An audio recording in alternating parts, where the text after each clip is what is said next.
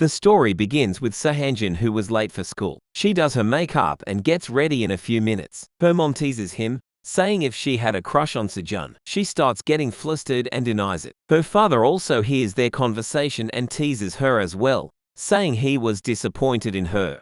She takes her pocket money and goes straight to Senjun's apartment. His father answers the bell and told her that he already left. She runs to catch him and she was really fast. She was learning jujutsu and was very athletic. She found Senjun was a big guy and loved to play games. She scolds him for not waiting for her, to which he replies that he wanted to walk to school slowly, unlike her. She advises him to learn jujutsu with her and lose some weight. Just then, he saves her from a car hitting her head. We could see that Hanji really likes him, but he doesn't understand. In the class, he sees a guy getting bullied as usual, because he didn't give them money in time. The guy told the bully that his family was having a hard time, but the bully gets annoyed with his sob story and starts beating him. This was like any other day. Kids get bullied by them every day. But for some reason, Senjun couldn't just watch them do as they please. The bully was asking the guy to buy sweet red bean bread for him, and Senjun gives him the bean bread but not in so gentle way. He shoved the bread in his mouth and he starts bleeding. The bully obviously gets pissed and starts hitting him while threatening him that his school life would be miserable now. He keeps hitting him but Senjun doesn't even feel his punches and asks the bully if he was okay instead. When the fist doesn't work, he grabs the chair and starts hitting him with that, but Senjun just avoids all his attacks. Just then, Hanji also comes to the same class and was shocked to see what was going on. Senjun tries to stop her and told her that it was his fault. She asks the guy if he had done that to his face. The guy gladly admits it and advises her to choose her friends carefully as Senjun's life was going to be hell now. Senjun also tries to explain to her, but before he could say anything, she tackles the bully. After tackling him to the ground, she locks him in a chokehold. The bully was powerless now against her. Senjun tries to stop her and takes her outside by force, while she kept threatening the guy to never touch Senjun. After she was gone, the bully makes excuses like how he was caught off guard. He asks the other guy if Gisik came to school. After some time, the bully gets back with their leader Gisik. Senjun apologizes to him for what he did earlier, but Gisik still slaps him and told him to fight him. Senjun still doesn't get angry and apologizes again. Gisik accepts his apology and leaves him alone. His lackey asks him if he really was gonna just leave him be. He assures him saying he had another plan. The next day at school, the guy that was being bullied told Senjun to go see Hanji in her class. Hanji's desk was destroyed with ink. Same goes for her dress also. Her dress was completely soaked in ink. She tries to ask her classmate about the guy who did it, but they didn't want to talk to her and ignored her. Senjun comes to her class and gives his shirt to her and takes her to the bathroom. The bullies were watching all this and were not satisfied with the result, as Senjun still looked calm. Gisik assures them saying he would come to them himself. In his class, the bullied guy apologizes to him for getting him involved in his situation. Senjun told him that it was not his fault but someone else was responsible for it.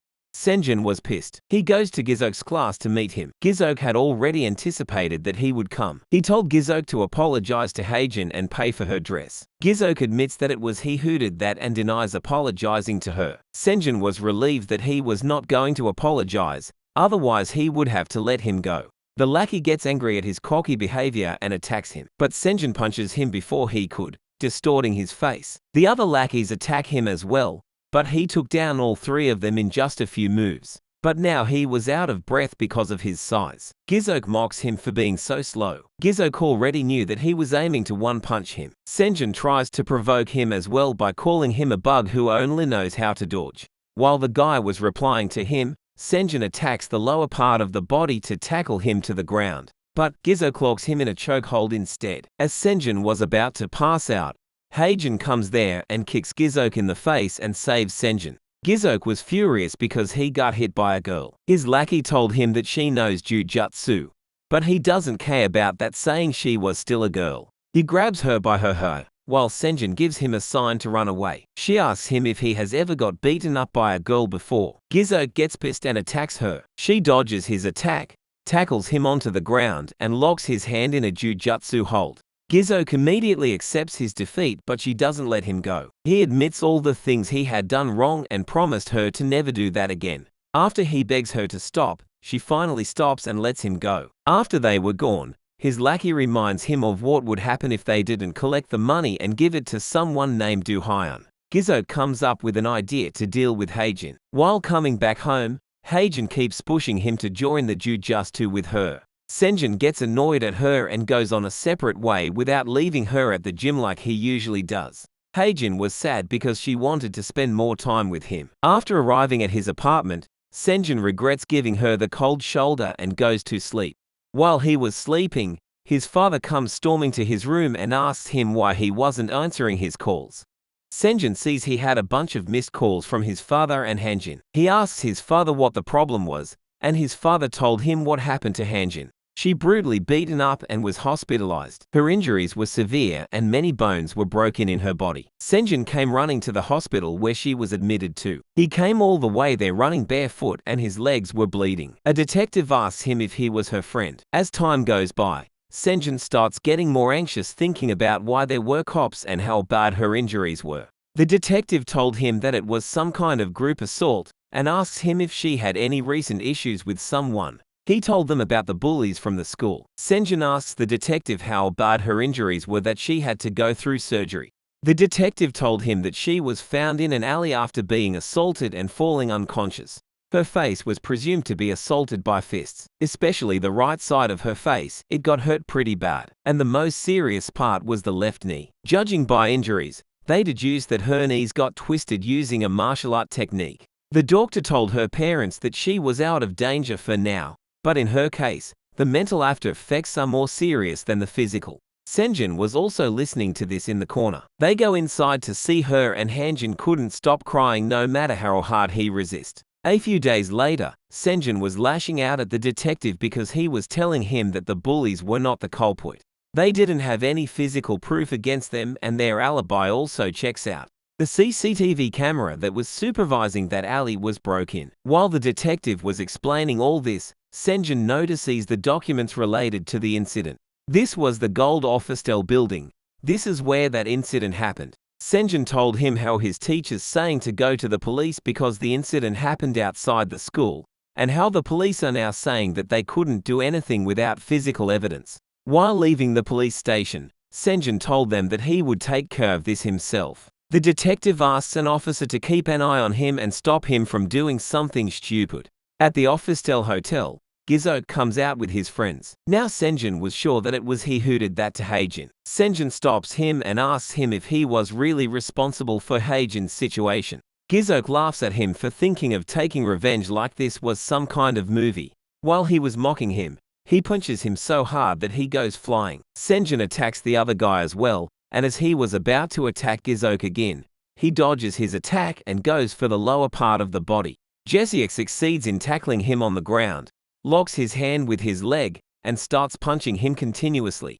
Senjin was unable to move. After that, he goes for Senjun's arm and says that he was going to make him like his girlfriend. Just as he was about to break his arm, a guy stops him. The guy was shirtless and jacked as hell. Seeing that guy, Gisik immediately knows that he was dangerous and lets go of him. But seeing his friend watching him, he starts to argue with him. Just then the guy shows his skill and calls the cops. Gisik leaves after threatening Senjin to kill him the next time he comes to this school. After he was gone, Senjin thanks him for saving him. The guy sits with him and told him that he was Hanjin's friend. They go to the same gym to learn jujutsu. He asks him about Hanjin's condition and if she has woken up by now. He told Senjin that it wasn't Gisik that did that to Hanjin but someone else. Senjin eagerly asks him if he had any proof, but unfortunately, he didn't. He handed him over a flyer of their gym, saying if he were to attack him now, he would definitely lose, no matter how hard he tries. He would have to be stronger if he wanted to get revenge. He leaves after that. The next day, Senjin goes to the gym. He was still not sure if he should join the gym when two more students also come there and take him inside. The guy, Jason, was also there sleeping on the gym mat, who told them that he was the guy that Hanji used to talk about all the time. He was like a celebrity at this point. The instructor also reduces the fee for him, but Senjin was still hesitant. The other student suggests that they should teach him for free. He suggests that Senjin was tall and had a nice figure. If he could properly lose weight, he could be the perfect model for their marketing. They all found this to be a great idea and make all the decisions for him themselves. Senjin thinks that it was a bad idea to get entangled with them and tries to leave when Jason catches him. Senjin says to himself that he was dead now. It has been 3 months now since he joined the gym. The other student compliments Senjin on how much he had improved in these last 3 months, and their diet project time was also over now. Senjin had a lot of weights in just these 3 months. He was like a completely different person now. Not only did he lose weight, but he also got 2 stripes in 3 months. They were not sure if even they could win against him now. Just after the training was over, Jason took Senjin for muscle training. Senjin struggles to pull up 12 times, while it was easy work for Jason. Senjin calls him a monster. Jason asks him about Heijin. 12 days after the incident, Heijin woke up, but when Senjin tried to approach her, he sees the coldness in her eyes, telling him not to come any closer. During the psychiatric counseling, she said that she didn't want to meet anybody else except her family. And a few weeks later they moved to another location to focus on her rehabilitating. Jason asks him if he was really going to take revenge on those guys who did that to her. He advises him not to use martial arts for personal revenge, but he leaves it up to him to decide, and he had made his decision 3 months ago. The next day at school, Gisik orders his lackey to collect the money from the students. In his classroom, a girl told him that a tall and handsome guy was asking for him and told him to come to the rooftop. Gisik thinks it was his boss, Duhayan. Meanwhile, his lackey was collecting the money from the students by threatening to make their school life living hell if they were to refuse. Just then, Senjin also comes there and told all the innocent students to go. The guy didn't recognize Senjin. One of them tries to mock him and he punches him so hard that he gets knocked out in just one punch. Senjin yells again at the students to go. One other guy tries to stop them but gets a strong kick to his belly instead. One by one, he took care of all of them, except their leader. He slams him against the wall and told him to tell Gisik that he was now warmed up and was ready to fight. At the rooftop, Gisik gets a call from his lackey who tells him about Senjin, and that he was coming to him. Just as he was about to open the door, Senjin slams the door in his face. Gisik recognizes him and makes fun of him for trying to get revenge, when Senjin suddenly attacks him. Gisik started bleeding but still was standing. He wasn't planning on going down without putting up a fight. Senjin observes his movements and fights him exactly how he was trained. He was predicting how Gisik would react in panic and was moving accordingly. After getting hit by Senjin again, he gets into a guard position called Flower of Jujutsu. Senjin remembers what Jason had taught him about this position. The weakness of this technique was the thighs. Senjin kicks him in his thighs with all his power, making him lower his guard. He easily manages to dominate him, because he used to train with Jason, and he was nowhere near Jason's level. Gisik provokes Senjin, saying Heijin was also acting tough like him, but in the end, she was begging for her life. Gisik blames him for not going with her to the gym and not answering her calls that day. Senjin was distracted now by his thoughts. Taking advantage of that, Gisik frees himself from his grasp and attacks him directly to the face, which he blocks. He was punching him continuously but Senjin kicks him in the face and takes control of the fight again. He asks him who else was involved in Heijin's situation. He gets on top of him and hits him with all his power to his face. He promises to pay them 100 times worse while crying. After getting hit by Senjin for some time, he begs to stop. Senjin asks him again who else was there, and when he doesn't answer him, he threatens to break his arm. Gisik realizes that he wasn't messing around and was really going to break it. As he was about to break his arm, Gisik told him that it was Duhayan, a third-year student. There were students from other schools as well, but he didn't know about them. Just then, a teacher also comes there. Gisik laughs at him saying his life was over. Senjin kicks him again in front of the teacher. At the principal office, Gisik's parents were yelling at him. Gisik's mom was pissed and tries to slap him, but he rudely blocks her. Just then, Senjun's father also comes there and apologizes to them for his son's action. But it was not enough. They wanted him to get kicked out of the school.